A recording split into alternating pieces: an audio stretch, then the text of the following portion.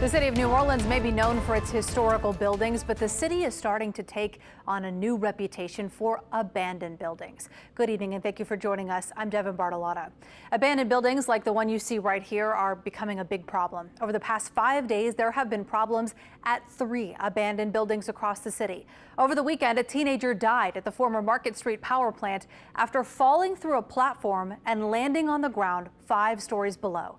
Today, there was a fire at another abandoned building. Firefighters were called to the Plaza Tower at Julia and South Rampart around 8:30 this morning. Sunday, there was another fire at the old naval base in the Bywater. This is the latest of several fires at the blighted building over the past few months.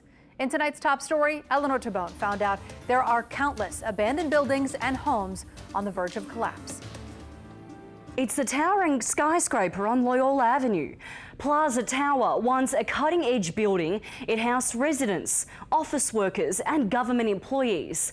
Ownership changing hands multiple times, but in recent years, no hands have touched it, and it sits abandoned. Even a Category 1 hurricane come through and materials go flying or buildings fall over. Last May, pieces flew off the building, crashing down, injuring a man.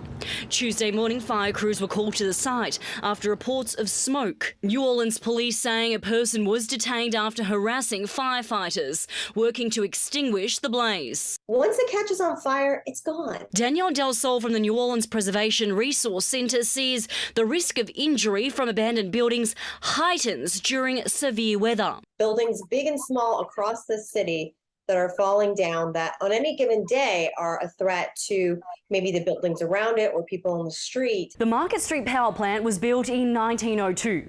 These 7 separate buildings sprawled over 160,000 square feet, but it closed down in the early 70s, once responsible for powering homes. It's recently been responsible for tragedy. When the city doesn't hold property owners accountable for long-term neglect, this stuff's just going to happen over and over again. Last week, 18-year-old Anthony Clausen was inside the plant.